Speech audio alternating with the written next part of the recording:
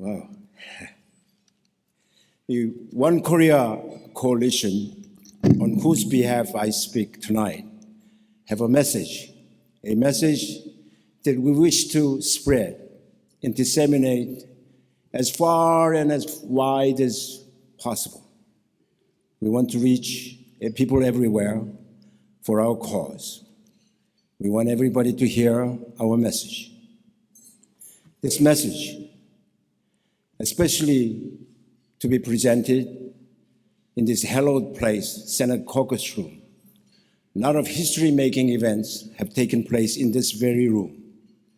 Arguably, the most prestigious, luxurious meeting room in the United States Capitol.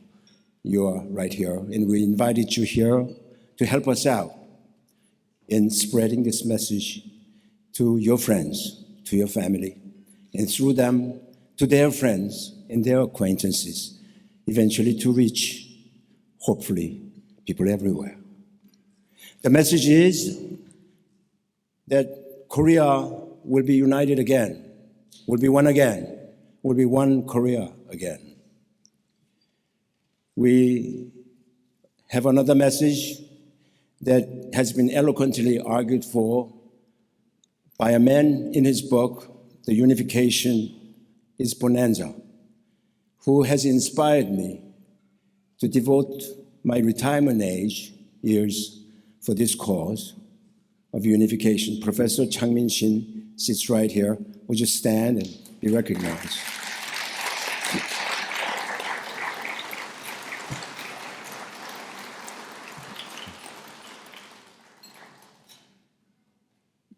To a great extent, due to his work, and President Park's statement that she too thinks unification is bonanza about a year and a half after the publication of the book in January 6th last year. And then the Dresden speech you just heard. The world has changed. Before and after, in November, Hyundai ASEAN Public Opinion Survey done in November 2014, only last year, showed that 83% of Korean population now are interested in, have a relatively positive attitude toward one Korea.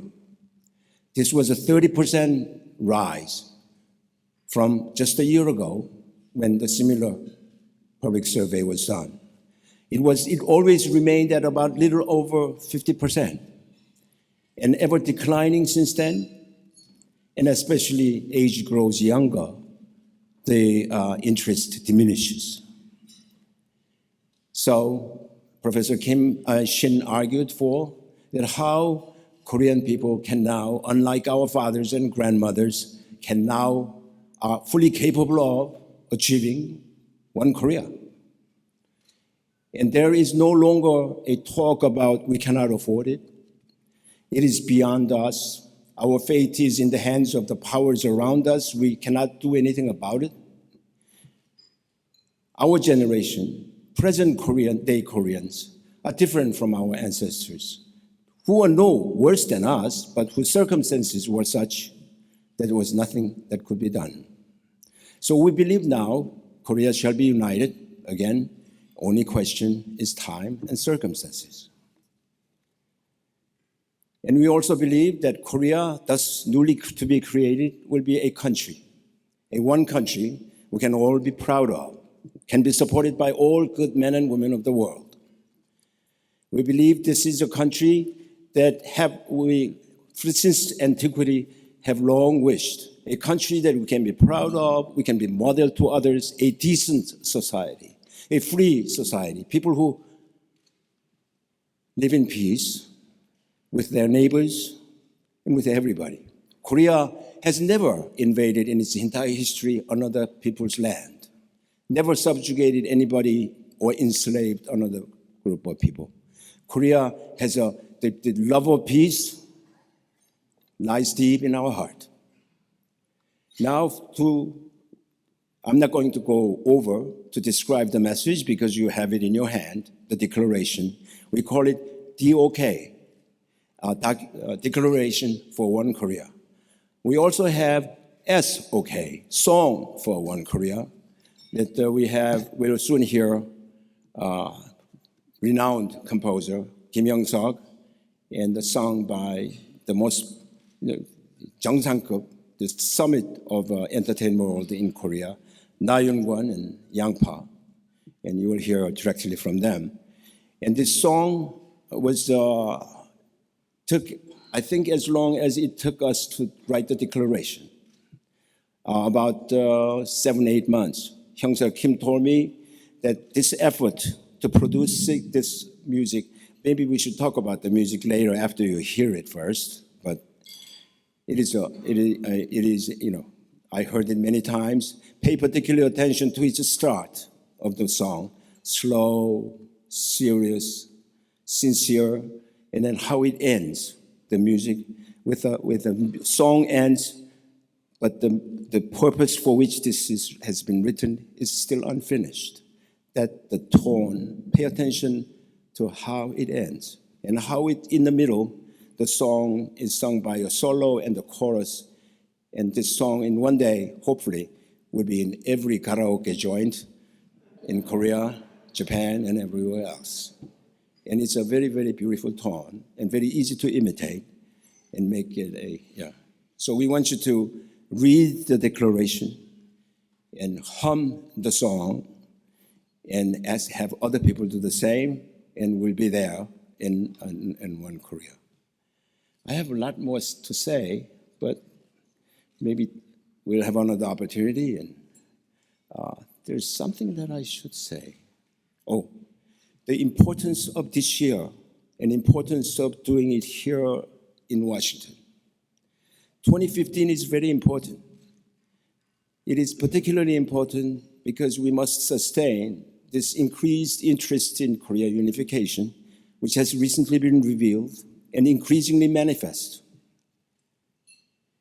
But if we don't do something this year in 2015, to the notice of everybody somehow, and 2016 arrives, we fear that this interest might fizzle out, will be fading away. Why so? Next year is an election year in Korea. In 70-year history of South Korea, never an election has been held where there was a discussion of unification. You discuss unification, that's a sure way to lose an election. Next year, I spoke to Mr. Kim Moo-sung, the head of a ruling party. Let next year's election be an election where every candidate must come up with a statement. This is where I stand for unification. This is my position paper. A person without a clear conviction on unification must be shamed to run for public office. That's when and if we see election, the candidates talk about unification and their beliefs. We're not pushing any particular way of unification. It is our belief. When everything is said and done, every position paper is publicized and debated on public forum, everybody participates, it is our conviction. At the end of the debate, President Park's proposal will emerge again as the most advanced, most noble, most realizable dream that has ever been presented. Especially the second part, the co-prosperity. Let us prosper together, North and South, and we will do that by building infrastructure in North Korea. We'll build railroad.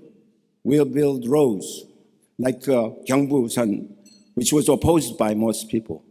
Power plants. We'll refurbish harbors so that North Korean people can work very hard with this basis, work hard to improve themselves. We're not believing in free handouts and giving money and rice that can be used for the nuclear threat is not what we are advocating. We want to build, as Professor Shin repeatedly says, giving fish to a hungry man is a welcome gesture, but not a solution. You want to feed a person, give them a tool to fish. Give them the basis on which to build their lives. So that's what we believe. We want this 2015 be a year when everybody become recognizing the importance of unification and develop their own personal position. In the United States, next year is again, thank you, against the election year, and there's, as you know, will be many debates. Republican nomination pre-primary times, and the general election, usually 3 debates.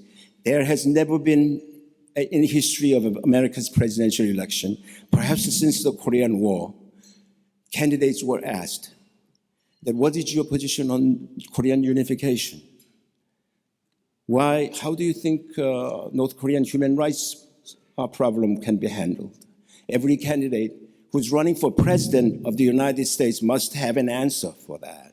So if anyone here in the reporting world, journalistic world, or scholarly world, as David Maxwell, good friend of mine, has repeatedly pointed out, most recently, only last night, he said to me, the Korean unification is the only solution for the nuclear threat, for the human rights atrocities, and all knowledgeable people, all people who have paid any attention to the Korean situation have come to a quiet conclusion.